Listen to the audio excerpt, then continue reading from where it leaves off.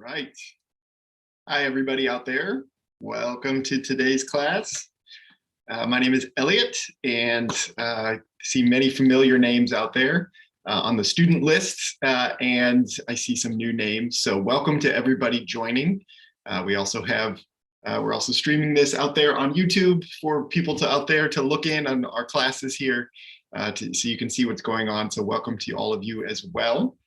And yes, I'm Elliot. I'm the IELTS instructor here at Magoosh, and I love these live classes that we just got started here in July because I get to interact with all of you. So welcome, and please bring your questions, and please let me know what you're thinking, especially about this specific topic that we're going to focus on today, which is listening questions. We're going to think about how to approach them.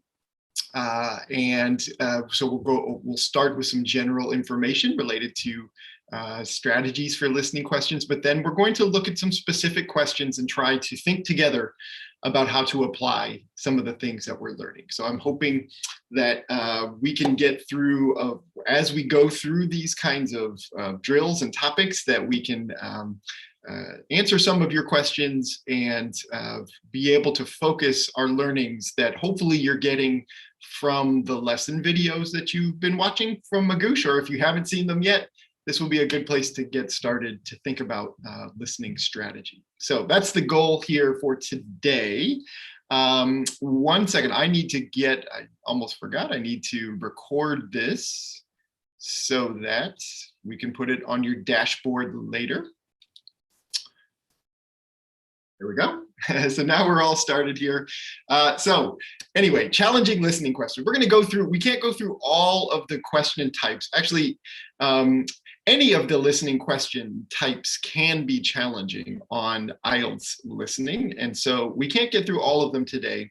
But as I just mentioned, what we are going to do is we're going to look at how to apply the really key and important strategies from for any listening question, all listening questions. We're going to think about the key concepts that you should keep in mind as you're practicing and trying to get better at answering IELTS listening questions. And then we will look at, I think, 3 sets of questions together. And we're going to do some thinking together about how to approach them. So we will, that's going to be our focus today. All right. So I'm going to start by talking a little bit. I'll spend the first few minutes of this class going over some really important details for you, and then we're going to get started with participating together a little bit. I would ask, something I mentioned in all of these classes, so that we can operate efficiently. If you have questions, the best place to put them is in the chat. Please don't unmute yourself for these questions in these classes, because it doesn't work real well to do live questions in this sort of webinar style.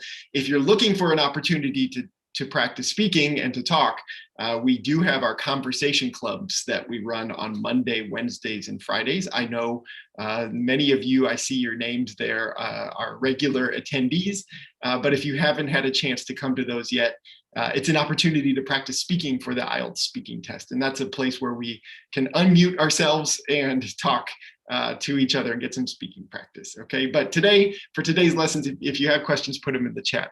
Vikrant, I see you put a question in there. It looks like that's not directly related to where we're headed here right at the beginning with IELTS listening questions. So let's save that one for later and we can take a look at that. Okay. So let's get started here. Let's get started with our topic of listening. Okay, so as you probably know, if you have spent a little bit of time with our listening lessons in Magoosh, I just want to go quickly over a few key concepts, but then I want to break them out a little bit more so we can talk about them and make sure that if you have questions about these concepts and what is important about them, that we can ask and answer them first before we start looking at some sample questions together. Okay, so there are 3 basic important skills, and we've given them the names analyzing, predicting, and tracking here at Magoosh, but I think You might find information similar to this in other places around on the internet. The concepts here are what are most important, not the labels of the names. Okay, there are some important things that happen when we're approaching any IELTS listening question, and they are the things you need to be doing to prepare yourself are captured in these three concepts, okay? And so that's what we want to begin with here today, to unpack these a little bit and to talk about them in some more detail. And then we will apply them just a little bit. Okay, good. And so I see, sorry, I was looking at a question coming in, but I'm just going to hold off on the questions just for a moment. So these concepts are analyzing, predicting, and tracking. Let's talk about them all for just a few minutes here, okay? So here's the idea. As you're hopefully aware, or if you're brand new to IELTS or Magoosh IELTS and you haven't had a chance to think about these things yet, there could be some people who are completely new to IELTS listening questions. So let's just not assume anything here. So IELTS listening questions are probably a little different from other listening tests that you've had in school, or even maybe on other tests that you've taken, like some of you may have taken the TOEFL test or some other different types of English exams. What's interesting and unique about IELTS listening questions is that you are supposed to answer the questions as you are listening to the speakers talk, okay? So on the paper-based version of the test, you do that. You have the question booklet in front of you, you're listening to a recording, and you are marking answers. Usually most students will just mark answers in their question book. And then at the very end of the listening test, you have a few minutes, 10 minutes, to transfer your notes and your answers from your question booklet over to an answer sheet, okay? And so really though, that 10-minute time is sort of a time when you can maybe make a correction to what you had before, or think about things a little more, but you don't get to listen to the passages again. So most of the actual question answering happens during while you're listening to the recording, okay? Because that's the only chance you get to listen to the material. If you're taking computer-based tests, you have to answer on the screen immediately when you are listening to the answers. Okay, they do give you like a minute, 2 minutes at the very end to go back, and if you left any answers blank, you can go and fill them in really quickly, but you do not have the full 10 minutes to fill in answers at the end. So really, in both versions of the test, you have to answer questions as you listen to them, and that is not easy. Okay, I think that is an extremely difficult piece of the IELTS exam for most students, this scenario where you have to answer as you listen. So we're going to talk about that a little bit. What do you do? How do you prepare yourself to answer these questions when you have such a challenging exercise to have to get through? I have said many times in my classes, I am personally not good at doing two things at one time. But IELTS listening kind of requires you to do two things at one time. You have to be able to listen and mark answers in your book or mark answers on the screen as you go, okay? So that's hard. That's not easy. And so the things that we want you to get good at practicing are related to these concepts of analyzing, predicting, and tracking.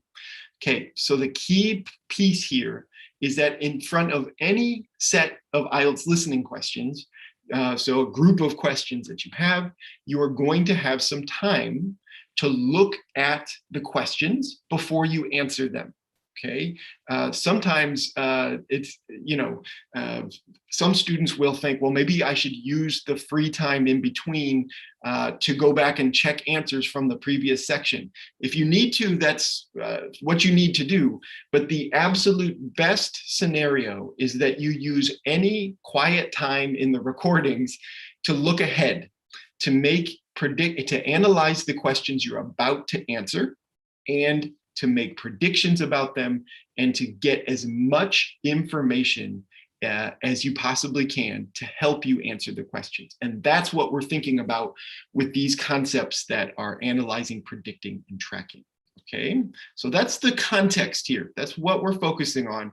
Now, we want to think about what can you do to maximize your knowledge about the questions before you answer them. And that's what I want to go spend a little bit of time going over here first. Then we're going to get to some questions that we can look at together and analyze together. Okay, so a few key points. Let's think about analysis first. So you've got a set of questions that you're looking at, any set of questions. It doesn't matter what kind they are. So you have to ask yourself a couple of really important things. And by the way, you've got about 30 seconds here to look at this set of questions. You don't have a long time. And so this takes practice, and you need to get really quick at recognizing things, and so you don't have to think about them and sit for a long time analyzing them, because you don't have a long time.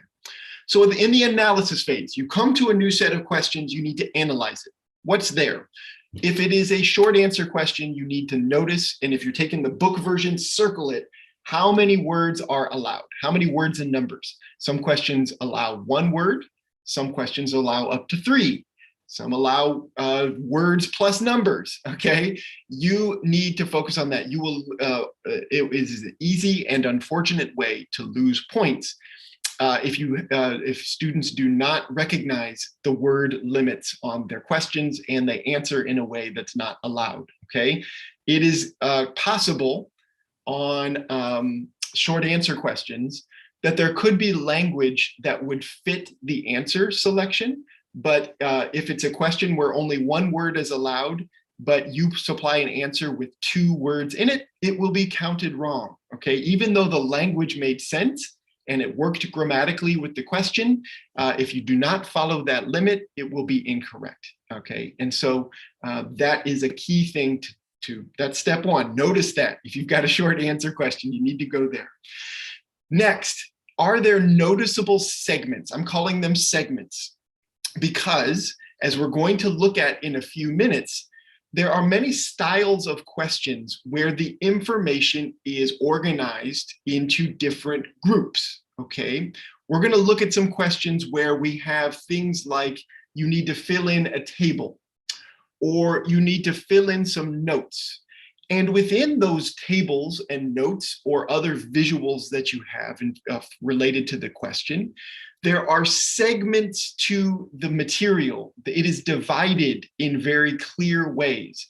And as a key principle of IELTS listening questions that is really kind of central to most of the strategies that you're going to use, is that you know that all of the answers for all of the questions, 1 to 10, are going to come in order in the passage, okay?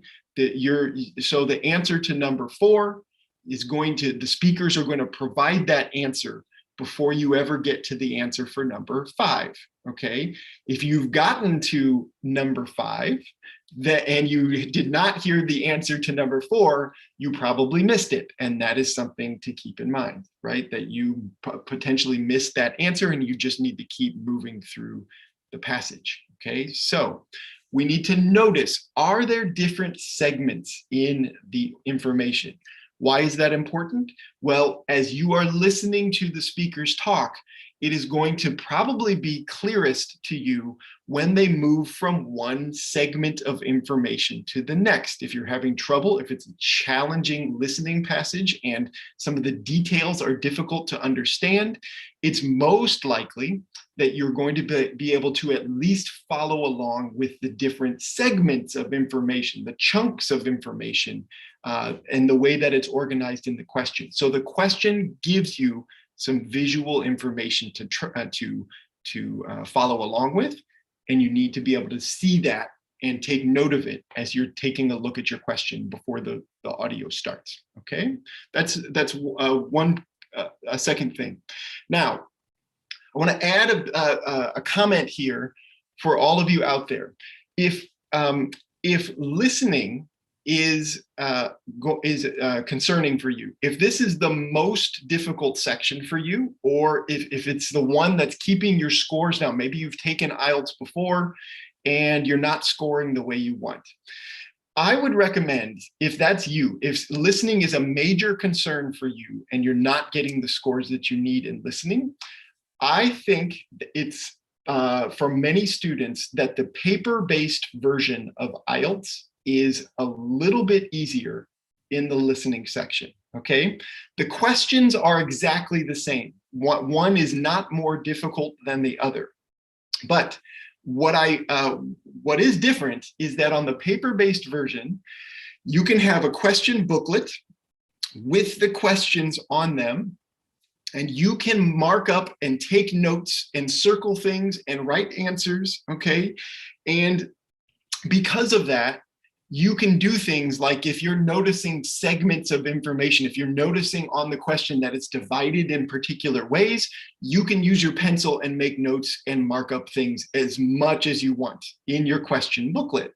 On the computer-based version of the test, you can take some notes, but you don't have a question booklet to mark things up with and scribble on and to organize information with, okay? And that makes a difference, because you can't keep that information very neatly organized on the questions themselves, okay? So if you are someone who is really concerned about the listening test, consider the paper-based version as an option for you. Now, not everybody out there has the option to take the computer test. I know that, but if you do, if you're trying to decide between the two, that could be one reason why you might choose the paper-based version of the test, okay? Now, there are other factors to consider. If writing is really difficult for you, then maybe, I sometimes think the writing test on the computer version is a little easier. So you have to make some decisions. I don't want to get into all of that right now, but anyway, that's something to consider. Also, as I mentioned earlier, that 10-minute section at the end of the paper-based listening test does give you a little more time to sort of make corrections or think about questions as you're answering them. I see a question here. Can we underline the vocab in the exams paper? Yeah, if you're taking the paper-based test, that question booklet you have, you can mark all over it. You can do whatever you want to it. You'll have to hand it in at the end. You can't keep it, but that's basically the only rule. I mean, it is there for you to mark up, to make notes on, and many students find that to be really beneficial. On the paper-based version, then you're gonna write your answers on a bubble answer kind of answer sheet where you can fill in short answers and all of that. So that's what you turn in to get graded. Yeah, the question booklet you can write all over. Yeah. Can we go back to the previous questions, computer-based general training test? Yeah, there is, on the computer-based test, there is a little bar along the bottom that allows you to go back to previous sections. The problem is on the listening test, you don't have much time to do that. So if you left a question blank, like you skipped it, you didn't hear it, yes, you can go back and fill in that answer. They give you like 2 minutes at the end of the whole test, at the end of the listening section after question 40 is complete, to do things like that, but it's not much time. You don't have much time to think about it. You can fill them in, but you won't be able to listen to anything again. So yeah, so it's not really, most students can't do much in that short amount of time at the very end to do that. And you certainly would not want to do that during the test itself, because you really want to use your free windows where there's silent time, where you are given a chance to look back at other questions and look ahead. You want to use all of that time to look ahead as much as possible. Yeah. Good questions coming in. What if we skip some answers? Should we move on with audio and leave it blank? If you skip, yeah. If you're taking, yes, the reason to skip is because you don't know the answer. It's unclear. And that usually means that you recognize that you are further along in the listening passage than the question you're looking at. So you're looking for the answer to question 5, and the audio's playing, and suddenly you see, oh my gosh, I noticed there's a segment of information that we've passed, right? We were talking about topic A, and now the speakers are on to topic B. And in topic B, they're discussing things related to questions 6 and 7 and 8. Well, then you should skip 5, or you should guess and then move on to those questions that you can hear. Yes, you don't want to get stuck thinking about a question that the speakers are not talking about at the moment. Okay, that's a good question. Yeah, on computer-based tests, can we write our answers on paper while listening and fill in answers later? No. You fill in answers on the screen as you're listening. Yeah, you don't have that transfer time later to fill in answers. You have only maybe 2 minutes at the end of the whole section after question 40 is complete to go back and just like maybe make a guess or make a correction or fill in something you didn't answer already. So yeah, that's a major difference between the paper-based version and the computer-based version, okay? And so that's why we're talking about it here today. These little details can make a big difference in how well you are able to do this. And like I said, if listening is a major concern, if you're having real trouble keeping up with listening speakers and you're not getting the scores that you need on the listening section, I do think the paper-based version offers some benefits for students like that. Okay, good questions, good question. Okay, I want to keep going. A third bullet point under analysis is, what's the concept in the language of the question? Many people, I probably said this a few times in Magoosh lessons, I can't remember because I made a few of them a couple years ago, but I also know that you can find people out there on the internet, on YouTube and elsewhere, recommending that you, as you look at questions, you think about paraphrases. What language could the question be paraphrasing? I think that's good advice, but I have come around to think of it a little bit differently. I think as we're going to look at in just a few minutes, okay, I've got just a couple more minutes of discussion on analyzing, predicting, and tracking. We're then going to look at some questions. And every question is a little bit different, but many questions are going to present information to you that is, some of it is going to be paraphrased from the listening passage, and some of it is not, okay? And one thing that's important is to try to predict, because I think you can do it pretty well, which information is likely to be paraphrased and which information is likely to be spoken exactly as it's presented in your questions that you're looking at on your paper or on the screen, okay? And so what we want to do is, yes, we want to think about what language might be paraphrased in the questions, but we want to focus on the concepts of that. Instead of trying to think about, I think it's unrealistic to think about, okay, the question is saying, that Harry will be late for work. Okay, so we're going to listen for a paraphrase. How many different ways can I think of being late?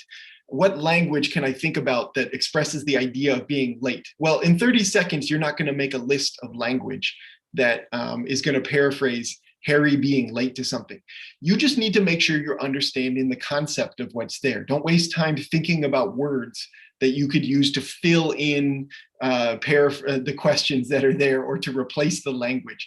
You just need to make sure you understand what it means.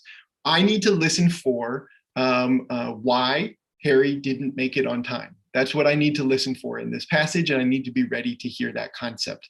If you get the concept of the question, that's good enough. And the best you can do is then listen for that paraphrased language in the passage itself. Okay, so anyway, what we're going to look at in a moment is thinking about what language is paraphrased, what language is not, but then also, do I understand the concept of what they're going to ask me to listen for in the language that's going to be paraphrased? Okay, that's very theoretical. We'll talk about that in detail in just a second. I think it'll be more helpful to see that as an example in just a few minutes.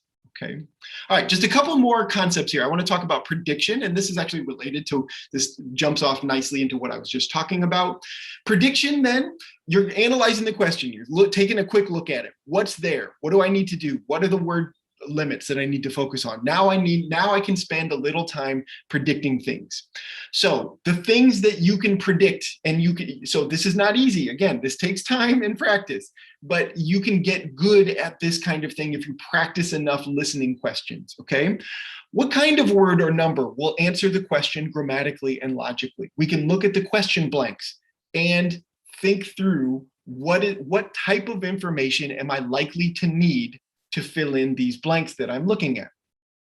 In dialogues, we can often tell just by looking at the question who is likely to provide the information that will fill in the answers. Okay, so let me give you an example. And actually, I'm going to share an example of this later on, an official example from the IELTS website. But let's say there's a dialogue and there's a student who is thinking about which class to take, and the student is talking to an advisor at the university, okay?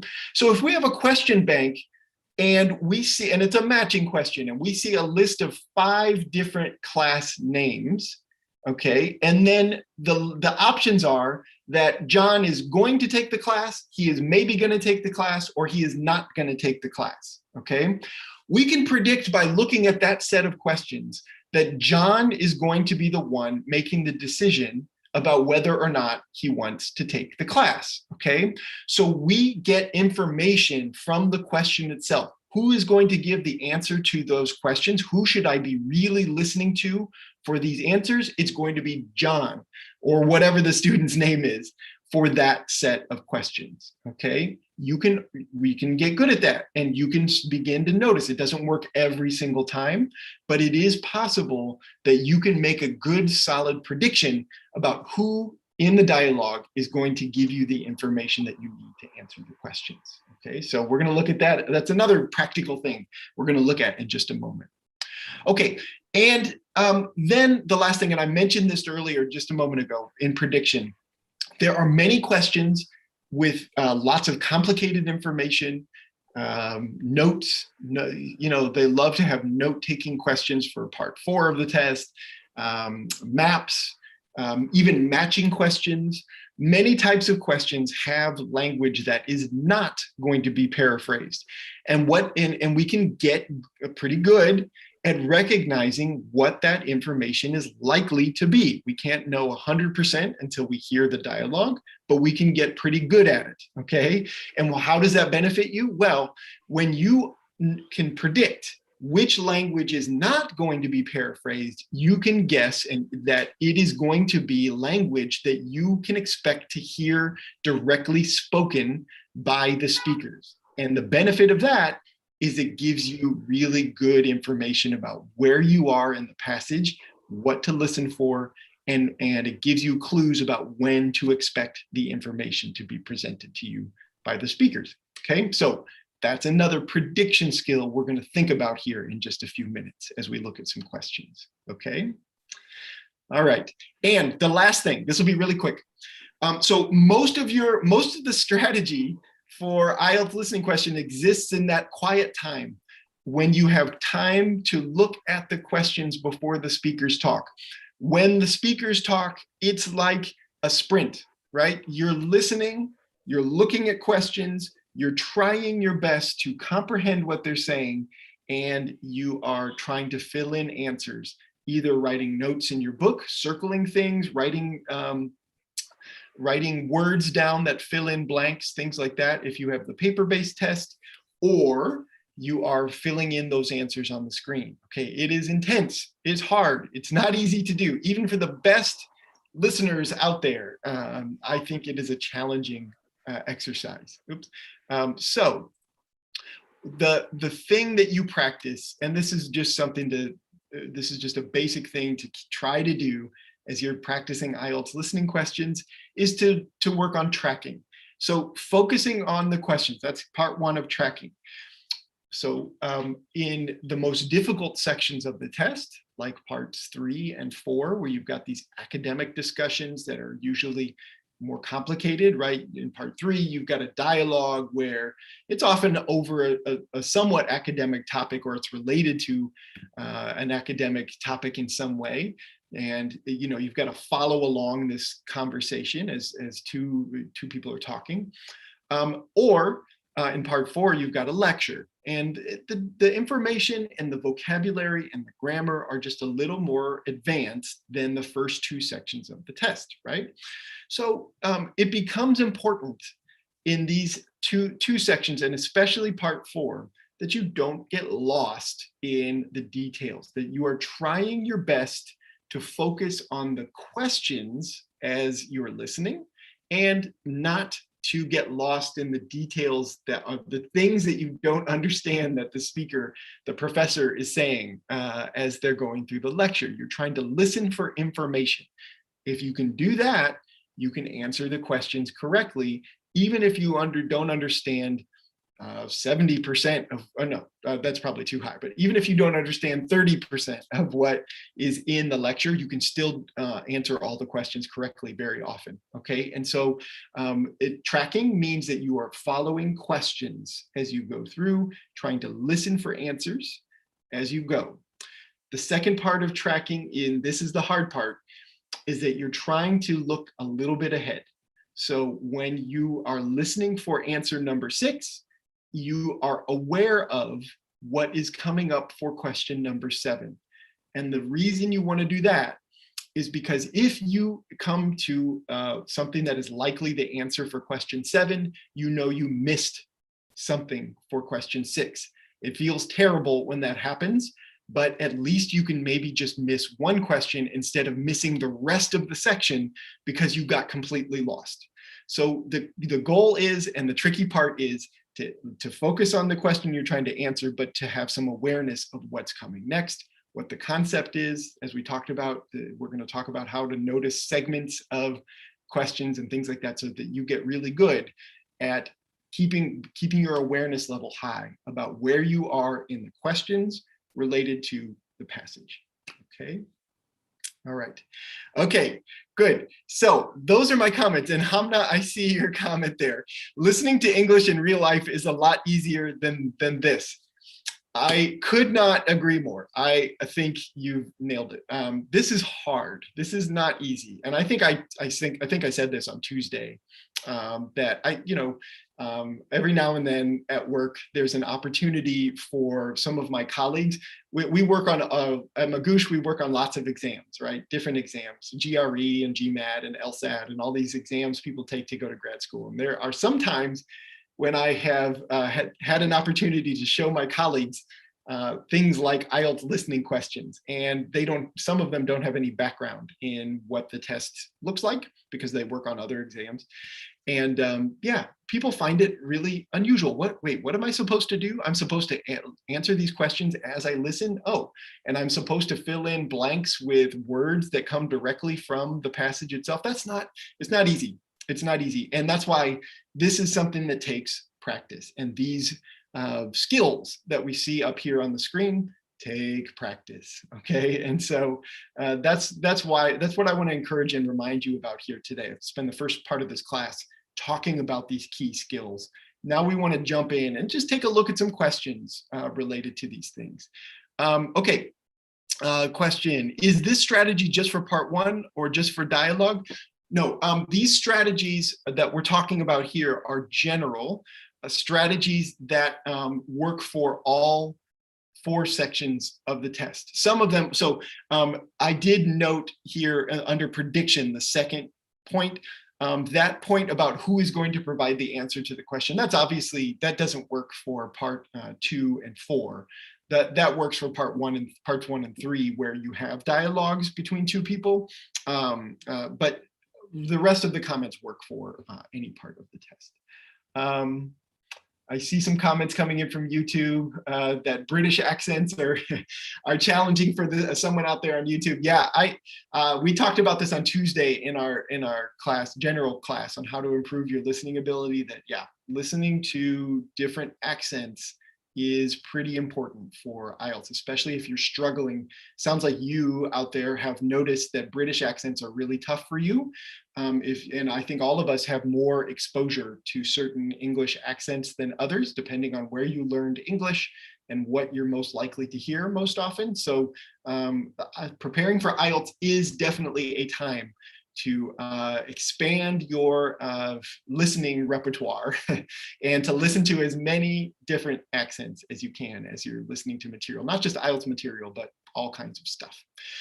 Any other questions? We're going to move on. So that was sort of part one. This is a lot of me talking here. I want to pull in some opportunities here in a moment for us to think together about a few things. But about anything that I've said so far, I'll just pause for a couple seconds. If you have questions about what you've heard so far, if it's related to something else, something completely different, maybe we can save it for later. But if it is related to analyzing, predicting, tracking, or general IELTS listening strategy, go ahead. If you have a question now, this would be a good time to ask before we move on to the next section. Can I take notes on the computer? No, the best way to take notes for this, for the listening test is to use, if you're on the computer test, is to use the paper that's provided. You can take some notes on paper. You know, on the reading section of the computer test, as we talked about before, you can put little notes into the reading passage itself. And that's a good strategy for the reading strategies that we talked about in other lessons before. I think for the listening section, I would advise that you use, if you're taking computer test and you want to take notes, that you use paper that's provided. And if note-taking makes a huge difference for you, then again, you might want to consider taking the paper-based test then. Yeah. Any other questions? What about pictorial information speaker is giving? Is there any way to tackle? Yeah, good. I'm glad you asked that, Shivam. Yeah, we're going to look at some sample questions here in just a moment with pictures and with diagrams and things like that. And everything we've talked about so far today is going to apply to questions like that. Yeah, just a moment. Yeah, transcriptions are good practice. So I see on YouTube, Malika says, transcriptions are good practices for improving this skill. Yeah, yes, so transcriptions, when you are practicing and analyzing in particular the responses you've given, especially the wrong answers that you've provided, it is really good practice to go through all of the dialogues, the transcripts of what you've answered, and to analyze what questions, what was the tricky information, what did you miss, and why did you miss it in each of those questions. If I choose an answer and then I listen to the correct answer, can I change it? Good question. Yes, yes, you can. So on the paper-based test, that's no problem at all because you are just writing notes. So on the paper-based test, you've got your booklet, you think you heard an answer and then you're like, oh no, that's wrong. Just exit out and put what you heard there. You write it in your booklet and then you have 10 minutes later to transfer it over to your answer sheet. And on the computer-based test, yes, you can change. If you're in that section, you've got those questions in front of you, you can just switch the answer and that's fine. So yes, that is possible. And then if you want to go back later, if you say, oh man, I think question 15, I remember, I don't think that was right. You do have that 2 minutes at the end of the listening test to go back to 15 and switch your answer up really quickly. Yeah, so you can do that. That works. Yep. Good questions, good. I like all of these. Any other questions coming in? Okay, let's take a look at some questions here and just apply some of the concepts. Now, I want to say, I am thinking about how to organize these classes. This is the first time I've taught this particular lesson for our live classes, and I want to, in the future, I want to find ways that we can practice together by listening to some recordings and answering questions, things like that. But I think For today, what we want to do is to just go through, in particular, the analyzing and predicting phase of looking at that. That's where the most strategy is. When you start to listen to the dialogue, when that happens, if you have analyzed and predicted thoroughly, you've analyzed the questions a lot, and you're good at that skill. And if you understand the words in the questions that they're asking you, then the challenge becomes to just understand the language in the dialogue. What we're talking about mostly here today, though, is how to strategize about particular questions and the questions you encounter. And so what I want to do today, instead of going through dialogues together and listening to the passages together, I want to spend our time focusing on the first things that you need to do to sort of take in the question and gather information about them. Okay, so we're going to look at this. Actually, I know this is small on your screen. I'm going to blow this up in just a little bit. Got some samples, sample stuff here. We're going to start with questions related to maps and visuals. Okay, so we've got a couple. This is a partial set of questions here, 16 to 18. We've got a map there, okay? And so I want to add just a little bit of a couple of ideas here based related to everything we've talked about so far. And then I want to give us some time to take a look closely at these and start taking our time thinking together about the key information that we can gather from this particular set of questions that will help us to hopefully listen more in a more focused and strategic way when the dialogue actually starts, okay? So a couple of points here about this. I think this is, you probably know this is related to what we've talked about before, but if this is new for you, this is absolutely critical thing. So map questions or questions with any type of visual, okay? There are going to be obviously numbers, okay? All IELTS listening questions have a number sequence to them, okay? And what's critical about that is occasionally the numbers are going to appear on your visuals, okay? And when they appear on the visual, when they appear on the map or the chart or the flow chart, I mean, or the notes that you're looking at, whatever that sort of visual information is, that, as we talked about earlier, is going to be the order of information provided by the speaker. Okay, so that is the information's coming in that order. When the numbers appear on your visual, that gives you really, really good information. Okay, that tells you the order in which you need to focus on the information supplied by the speaker on the visual itself. Okay, on map questions that happens, it's a little less common. I think the more common thing in map questions is for the numbered information to go down below. Okay, and so that will be in the question prompts itself, but it does happen that the numbers can be on the maps, and it certainly happens that in many questions with visuals, the numbers are going to appear on the visual itself. Okay, so sometimes they have like diagrams. They might have a picture of, I saw recently a picture of an official question with like a bridge, and they're talking about construction of a bridge. And they had numbers, whatever, 20 through 25, and they went around the visual of the bridge with little arrows pointing to specific sections.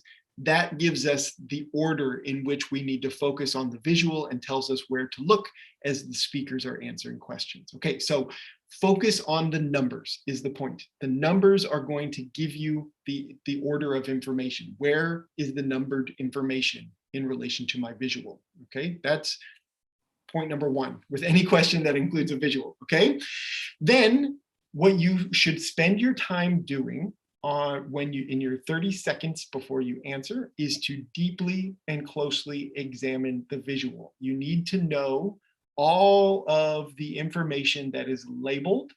You need to take in any of, if there are especially that idea of segments. Okay, so if the information is divided in any particular way, right? So on this particular visual, we can talk about that in just a moment, but there are some divisions of symbols and other things that are going to be important. If it's labeled on your visual, it's almost always going to come up in some way in the dialogue. And so we need to take in all of that information, okay? And then, of course, it becomes learning a bunch of, especially on these map questions, learning a bunch of key vocabulary that is going to help you to understand what they're talking about, okay? Because there's some predictable language there that we're talking about. Actually, I put a link to a resource here that it's put out by IELTS. It's a good place to start for some of the language categories that that might be beneficial for you to study in order to learn the language that will help you with some of these questions, especially map questions or questions with other visuals. I'm actually going to wait to share that because I've got a document that includes a bunch of links for resources that you all can use after our lesson today. And so I'll just share that later on. You don't need to look at it now anyway. It's just a reference resource for you, okay? So I'll share that in a bit. But here's what I'd like to do. So here's the same question blown up for us. All right, I've been talking this whole time. Now it's time for me to be quiet a little bit. And I want us to do a couple of things here. Let's pretend that we have this question, okay? Now we have the time before we're going to listen to the speakers talk about what we see here. And what I want us to do, we only have 30 seconds or so on the real test to take all of this in. But I'd like to give all of you more time than that, okay? I'm gonna set a timer for 2 minutes. And what I want you to do at home there is to really take some time to analyze and predict related to this. And based on all of the information we talked about earlier in the lesson about trying to take in information that's going to help us to answer these questions by thinking about categories. What type of information are they looking for? How is this visual organized, and what key information do I need to know about?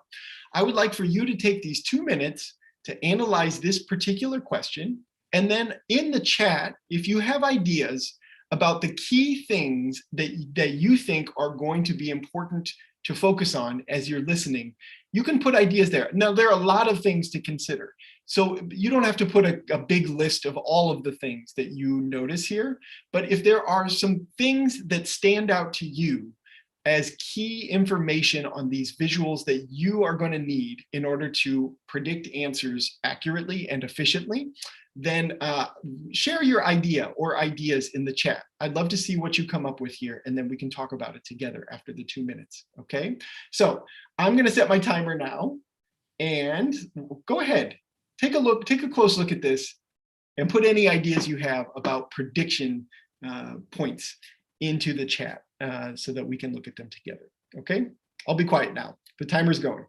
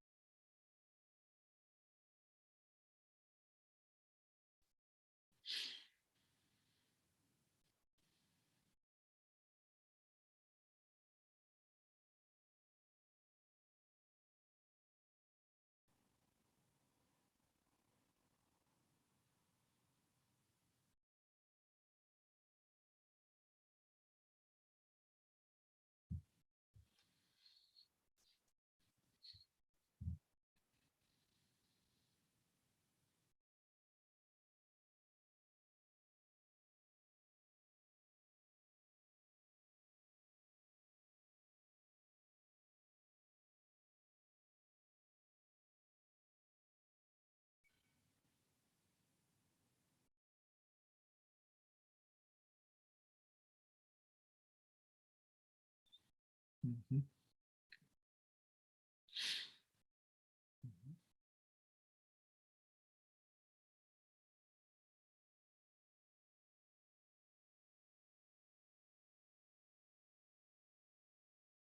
About 30 more seconds. See some comments coming in. All of you out there on YouTube, you're welcome to put some comments. I'm looking at those too.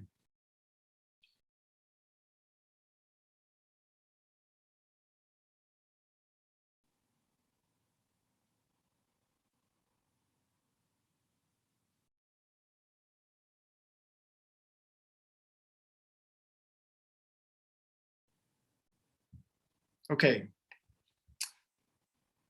All right, that was 2 minutes. I saw some comments coming in. I'll start with your comments, and then I might have some questions here to ask you as well about this particular one. Ooh, lots of stuff. Okay, so I see,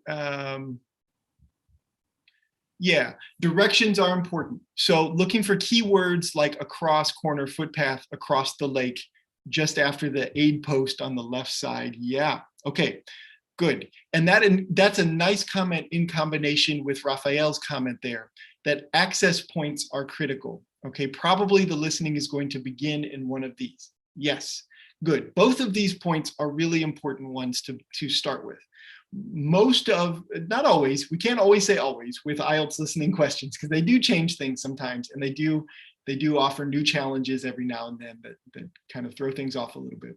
But most of the time, almost all of the time, the listening is going to start in a particular place, and the access point, as Raphael pointed out, is the most likely place that we're going to start this. And the typical pattern is that there's going to be a speaker talking to a group or to you or something. They're even going to talk often about the map in front of you. Oh, look at the plan or the map, that they often call it a plan of some kind. And they're going to lead you from one place to another, okay? And they're going to describe things along the way that are points where you need to turn your attention one way or the other. But it's going to typically be like, let's get from point A to B. Now, once you're at point B, we need to get over to C. Oh, and later on, when you're doing X, you're going to notice this in the corner. Okay, so we need to notice the various points that are labeled for us so that we are familiar where to look. And those little labels, aid post, bird sanctuary, information center, car park up in the corner, rose garden, lake, footbridge, all of those things we need to keep in mind, okay, and to be aware of where they exist on the map and what the speakers are talking about. Okay, good first points.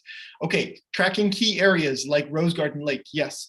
Okay, so this is a conversation between two people about directions. Yeah, it's good. So we're predicting the purpose of this is going to probably be that somebody is kind of giving a little mini tour of the park or telling people where to go and what they can do at this particular park. Yeah, good. Okay, so we all right, tracking the map accurately. Yes, I think considering safety, like the children's play area next to the lake. Okay, they might talk about that. That's an interesting prediction, that they might talk about the children's play area here. Good, okay. They might discuss something like that, right, good.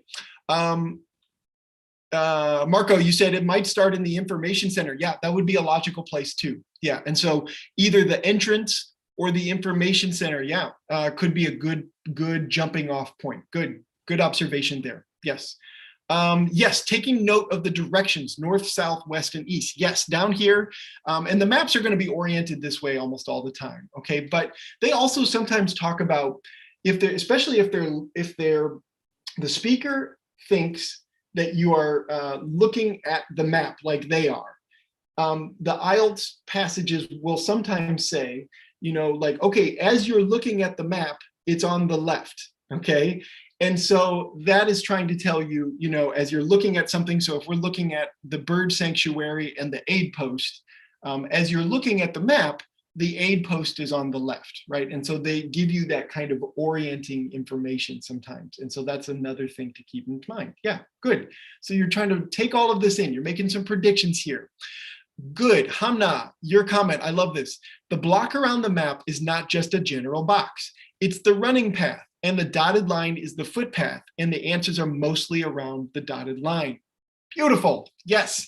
This is kind of, the IELTS visuals are not always, they're not very complicated often. They often look like this, right? They look like very simply drawn things much of the time. Some of their diagrams are more complicated drawings, but their maps are often quite simple.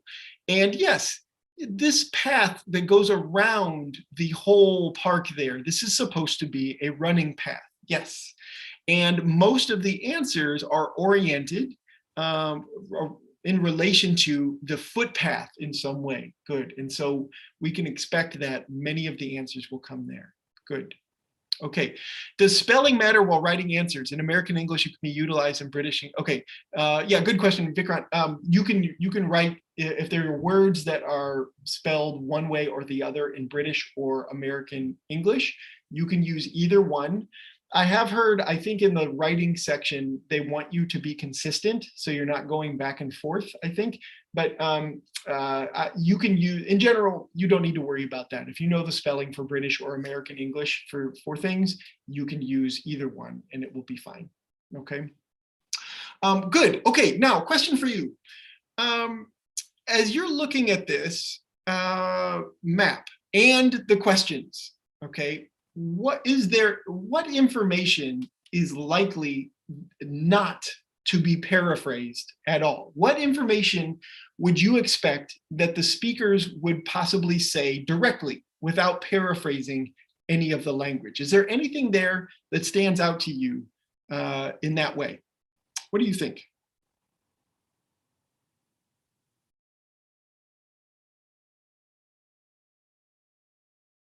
Good. Yes. The labeled places, the directions. Vikrant, you weren't on. Vikrant, you say pardon. I think maybe you didn't understand. So my question is, looking at questions 16, 17, 18, and the map itself, is there information there that you would not expect would be paraphrased by the speakers, that they would say those words directly? Yep, rose gardens, good. Lake, yes. Okay, these labels on the map, good. What about the questions? What about restaurant, children's play area, picnic area? Do you think the speakers are going to say those words directly, or are they going to be paraphrased?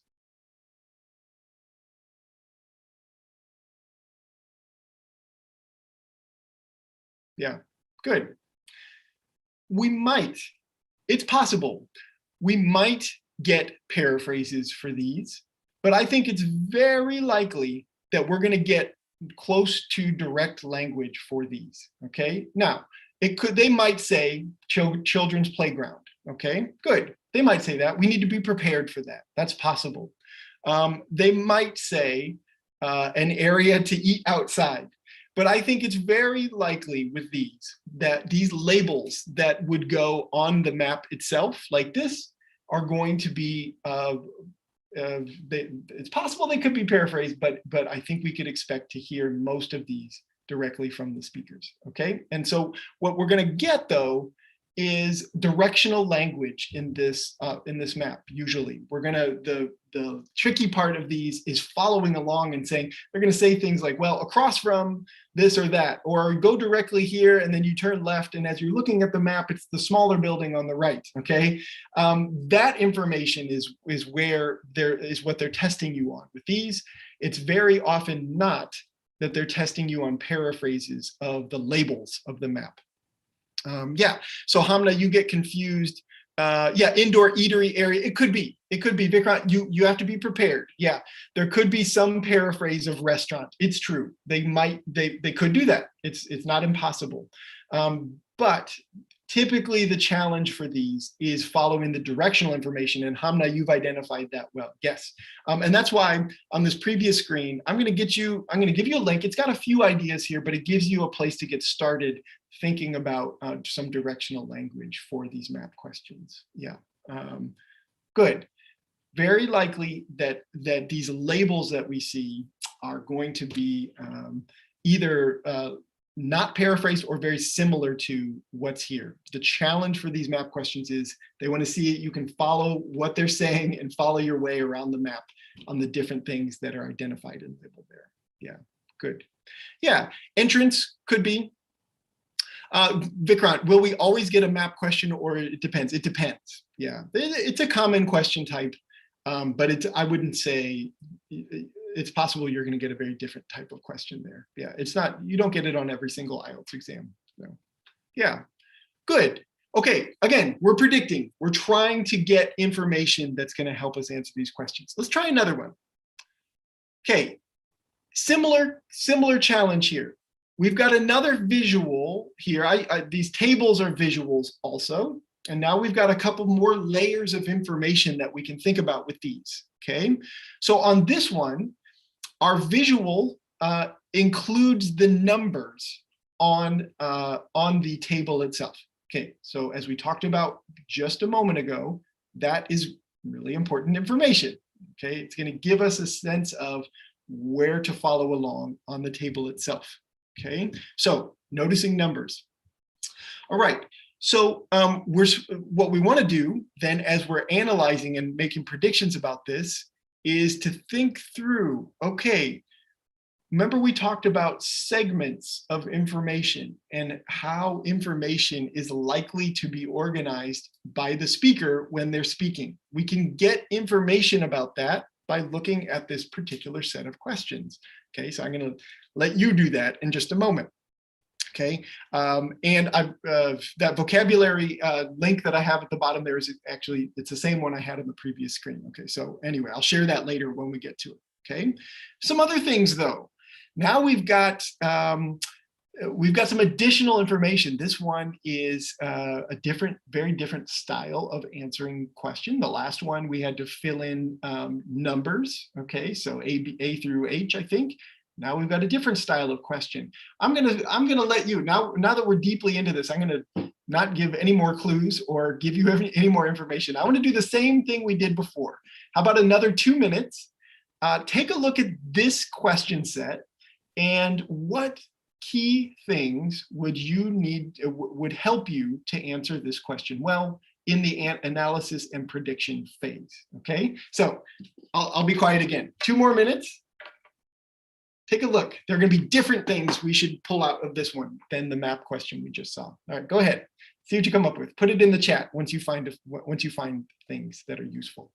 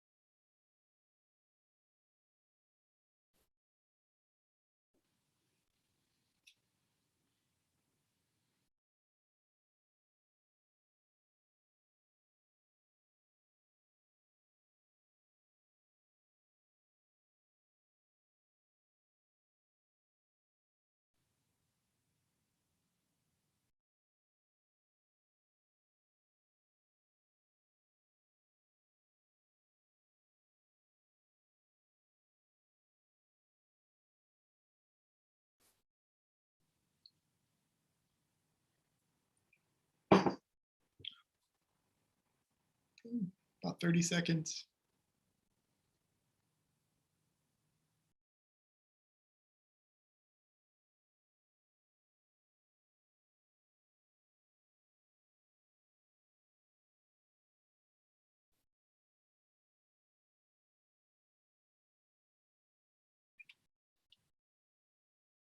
Mm-hmm.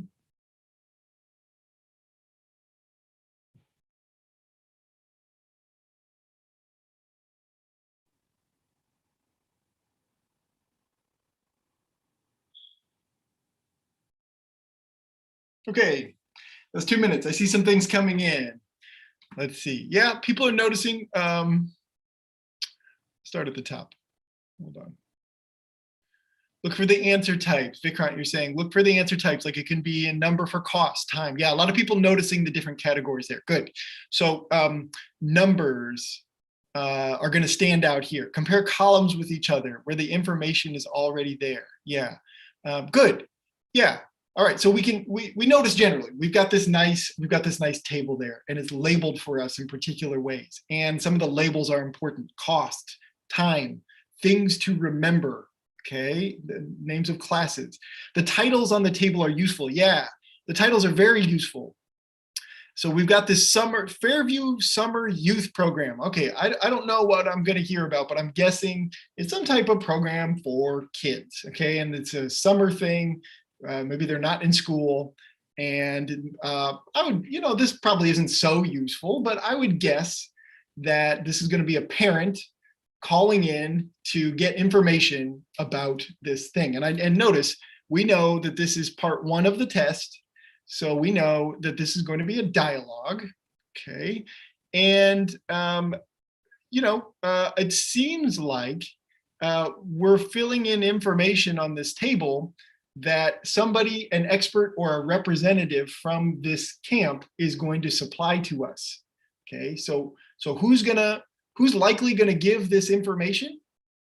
We know it's gonna be the representative, probably. We can make that guess, that this representative is gonna be the one we need to listen to in order to get the answers to the questions. Okay, that's a key part of our prediction, right? We've sorted that out logically. Now, are we necessarily correct? I don't know. We don't know until we listen, but I would bet, I'm not a betting person, but I would guess very strongly that we would be able to get this information from one person, and that's going to be whoever the representative or expert is that we're talking to in this dialogue. Good. Yes. Okay, keep going. 7 p.m. can be an example. Yeah, good. We're looking at some of the numbers that are here. So let's keep going. No discount is available. Okay, so we're looking at specific language to try to think of what's there. Yeah. Santu, you're noticing that time and cost would be important. Yeah, it's a 2-people conversation, Santu. You notice that? Yeah, we talked about that. And like we talked about, it's not just a 2-person conversation, but we think we feel good, or at least I do. I don't know if you're convinced yet, but I feel good that I'm going to be able to guess who's going to give me the information I need to fill out this table. Fee can be used to predict the answer to number 5. Yeah, 180 charitable organ covers part of, oh, okay, you're guessing at language that might fit in there. Yeah, okay, good. That's good. That's a nice prediction there. Now you might be wrong, but you've got something you're waiting to hear, and that can often be really helpful. Good. Good, Shivam, you're the only person who notices. Maybe others noticed it, they just didn't mention it. But yeah, we've got no more than one word and or a number. Okay, so we need simple answers for this one. Okay, yes, one word and or a number. Cost and timing. Okay, answers can be predicted by looking at the next word after the blank. Thank you, Jose. Yes, good comment. That is fantastic for this one. Yeah, we've got phrases. We've got phrases that need to be filled out grammatically. And IELTS is testing you very directly often on whether or not you can recognize the grammatical way to complete these phrases based on information that's given in the dialogue. And so that is a really important thing to notice for these. Now, you may not have time in your 30 seconds to really look closely at all of the answers, but as you're looking at them, as the speakers are talking, that can be something that's playing in your mind, right? So Jose, I love that. So if we look at number 1, at blank PM on Thursdays, okay, we know that's going to be a number, right? It's got to be a time there.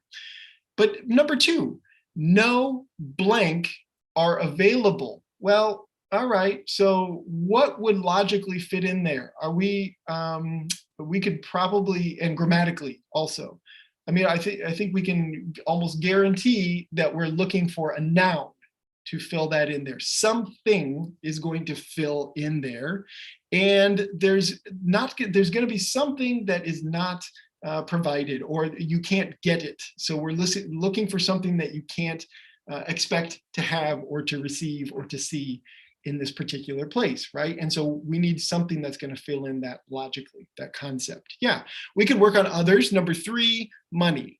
Number 4, done. Capital D-U-N-N-E. What's going to go in this? And it's run by. What's going to go in this first part? What can we expect? It's going to be a name, right? It's going to be the person's first name. Okay, the typical kinds of, oh, I blew this up on this one. Sorry, I could have put this one up the whole time. It's bigger. The last one, number 5, I'm sorry. $180, but charitable organization covers part of, yeah, we already saw that, the guess, the guess of the fee or the cost. I think that is a very good guess. We know it's going to be a noun also. It's after this preposition of, and so we can guess grammatically that it's going to need to be completed that way, okay? The foundations, what? Another noun. We know it's got to be a noun because we have a verb here, are, and we have a possessive. The foundations, what? Well, grammatically, it's going to be a noun phrase there. And you could have an adjective in front of that noun that's going to go there, but we know that we can only put in one word into this blank. And so we know it's got to be a noun in this one grammatically. Okay, it's going to, that's what would work. Okay. Information, it's information you're processing. Now, I want you to, we're quickly running out of time. We're going to finish on this set of questions here today, but I've got some more questions for you. We've got numbers 1 to 6 here. So remember we talked at the beginning of the lesson about segments of information, how information is segmented, and we can expect that information will occur in chunks or parts. What are the chunks of information that we can expect to be presented to us in order in this particular set of questions? Okay. I know that's kind of a weird question, but can anybody, I'm going to put it out there, see if anybody gets it. And if they don't, I'll provide it to you, of course. But how is this information going to be segmented in this discussion? And how do you know?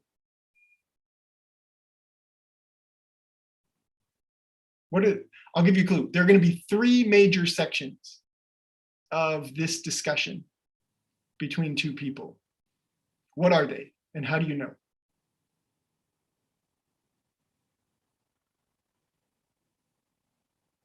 Anyone? You can do it. Look at the numbers.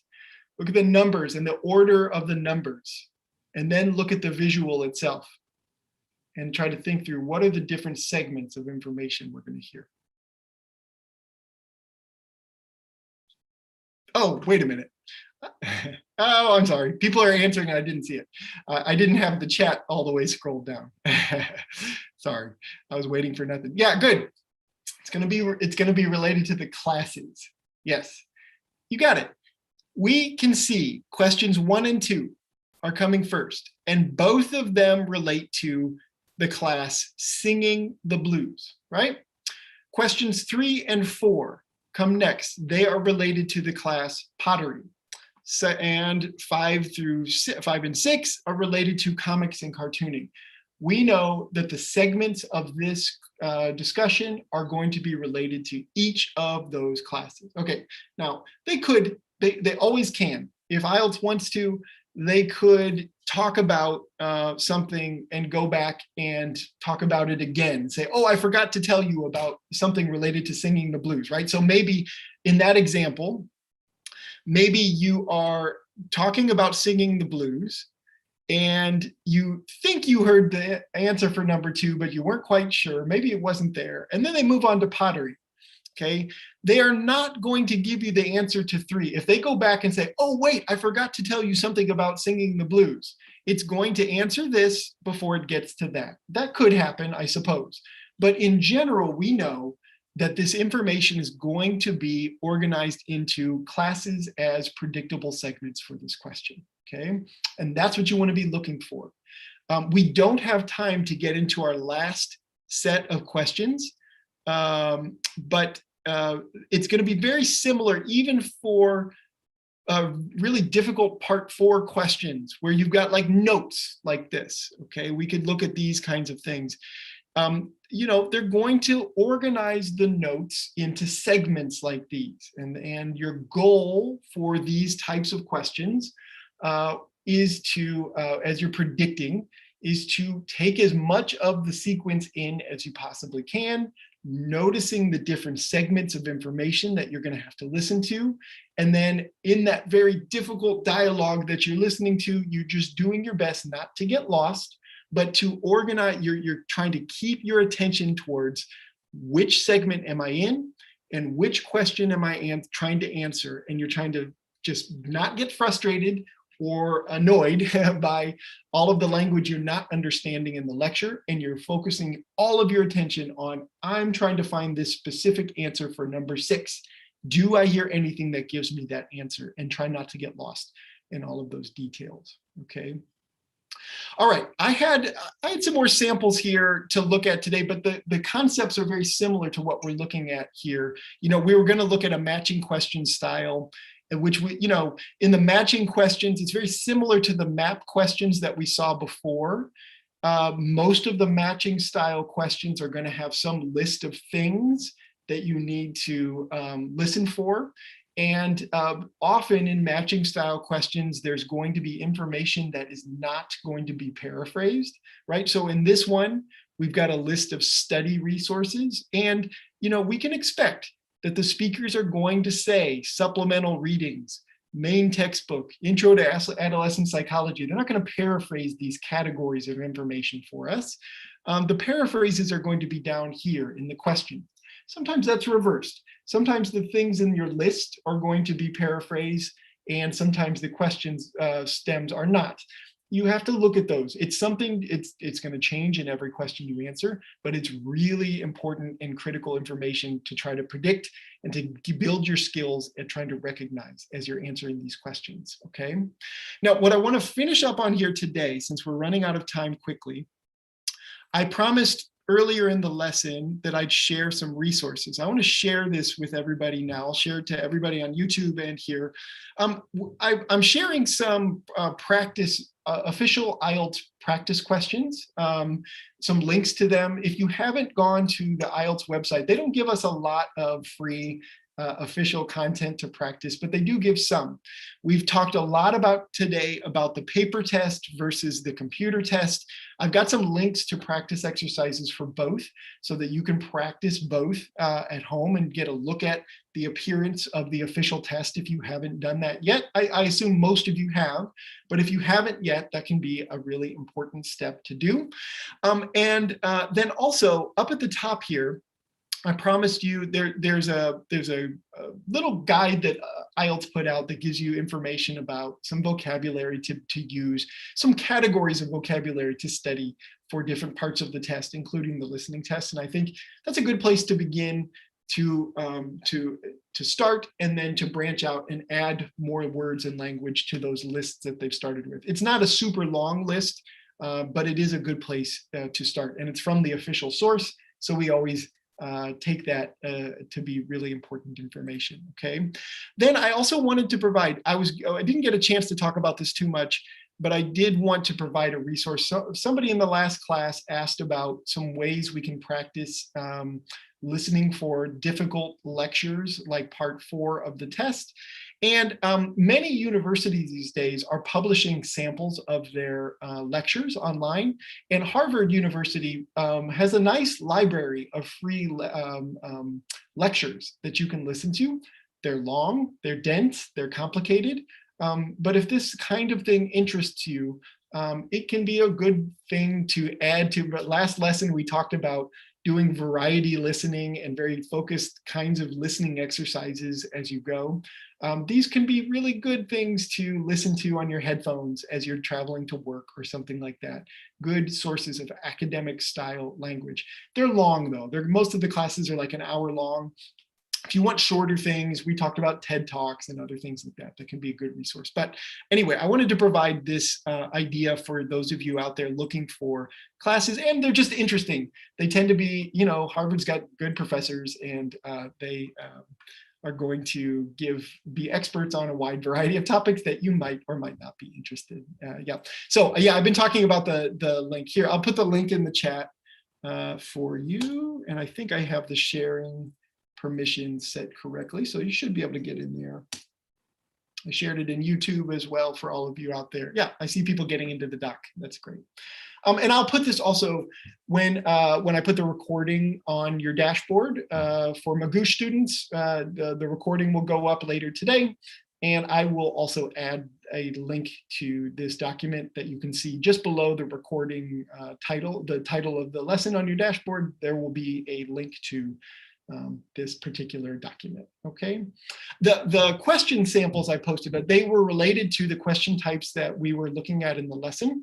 But IELTS provides other questions as well. I highly recommend, as part of your study, that you answer all of the free and official available questions on the IELTS website if you haven't done that already. It's a good opportunity to see exactly questions that come directly from the test, which is just, that's the gold standard. That's what you want. You want to at least see some of those examples and work through them as part of your preparation.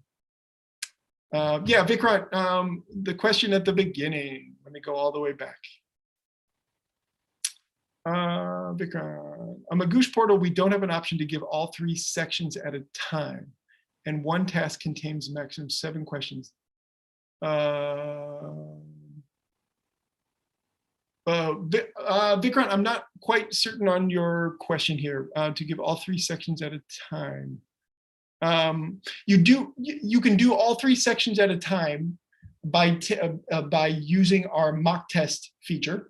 So that so that's what you would do if you want to take all 3 sections, or you can do custom practice where you choose, I want to do, so if you're a general training student, you can go in and select to do the particular section you want to look at. So let me see. Vikrant, are you're general training, is that right? Yes. Okay, thank you. So let me, did we talk about this the other day?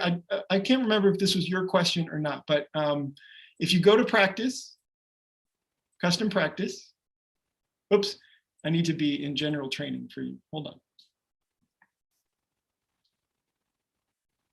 Ah, come on. One moment.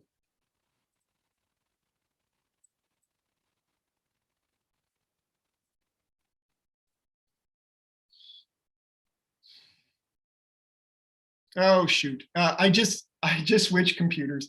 I'm sorry. I'll have to go back. My computer password situation is not set up. I'll have to go back to IELTS. Oh come on! Now it's not giving me anything. There we go. Okay, so you'll have to use your imagination a little bit here, Vikrant, because it'll take me a second to get the general training up, but everybody might benefit from this as well. If you go to custom practice here, you can, so it's not going to work here for, this is academic, so it looks a little different, but it'll look the same way as this for you for reading, for general training. I've got listening up here. You can select which one you want to do. If you want to go through in order, you could select part 1, do those questions, and then select part 2 and do the same and do those. If you just want to do a custom practice kind of thing, that would be one way that you can make sure you can do a practice session where you go through the questions in order. The other option for you is to take a practice test and just do the reading section. If that's all you want to look at, that would be possible also. Actually, this option is not available for reading. Like, we don't have check boxes for reading.